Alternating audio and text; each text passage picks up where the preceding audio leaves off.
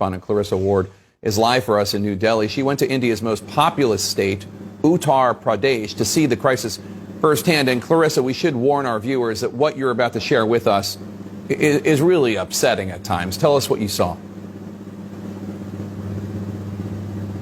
It really is, Jake. We visited a government-run hospital in Uttar Pradesh. Some 200 million people living in that state. It's one of the hardest hit states, and the scenes we saw were absolutely harrowing, and they are hard to watch. I do want to warn our viewers, but the families that we spoke to, they want the world to see the tragedy and the heartbreak they're experiencing. A man wails in anguish, but no one is listening. His cry, just one of many at this hospital in Uttar Pradesh state. "Oh, my child," he says. "Oh, my God, my baby." Inside the entrance, his son Deepak is fighting for his life. Gasping for air, his body convulsing. There are no doctors attending to him. The handful of medical staff working in this ward are stretched thin to breaking point. This hospital is completely overwhelmed. The doctors say that they have about 55 beds, and currently they're treating more than 100 patients. And you can see people are literally just lying on the floor, desperately hoping to get some medical attention. 32-year-old Kavita says she's been here for 4 days, begging for oxygen that has not come. "I'm getting anxious," she says. "No one is listening to me here." "Are you struggling to breathe?" "I'm unable to breathe freely," she tells us. "No one is taking care of me." In the next room, more than 20 patients are packed in tightly. This is what now passes for the intensive care unit. Family members have taken on the role of primary carers, where medical staff are simply unavailable. This man complains no one will change his wife's soiled bedding. Suddenly, there is a commotion.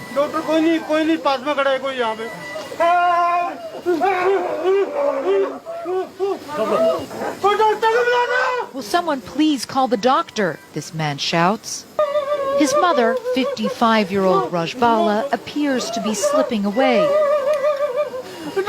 Her sons work furiously to revive her.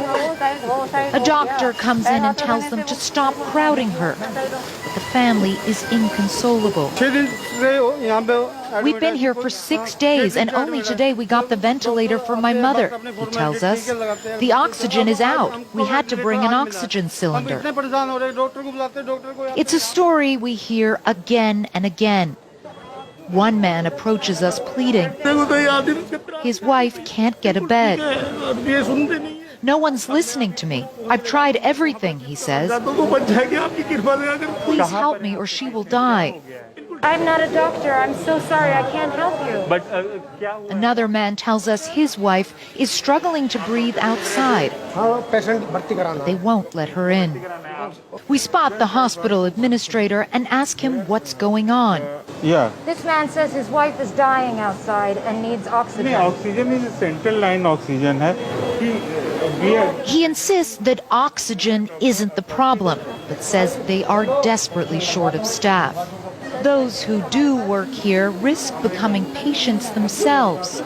These men tell us they move a dozen bodies a day. Have you ever seen anything like this before?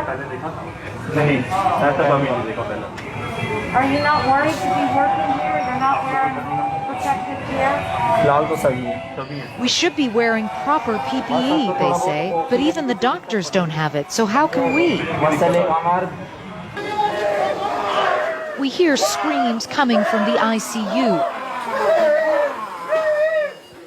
Rajbala has flatlined again. Her son desperately pumps her chest. A doctor comes in.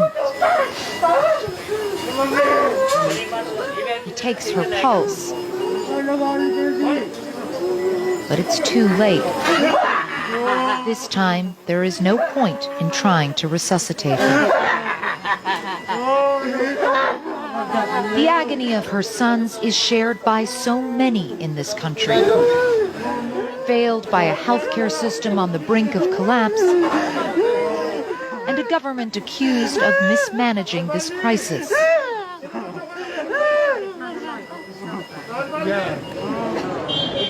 Just a few hundred yards away, in the same hospital complex, it's a very different picture. Orderly lines of people patiently wait to be vaccinated, following the Prime Minister's announcement that anyone over 18 can be inoculated. A state lawmaker is among 600 people getting their vaccine. The hospital administrator and local journalists eagerly stand by to capture the moment. We were just in the hospital over there. Yeah. It was shocking to see it was shocking. Why? Because the conditions are so bad here. Why do you think India has been hit so badly? Ma'am, we are trying. The hospital administrator interrupts and warns him that we have been asking too many questions. Sir, you don't need to coach him what to say.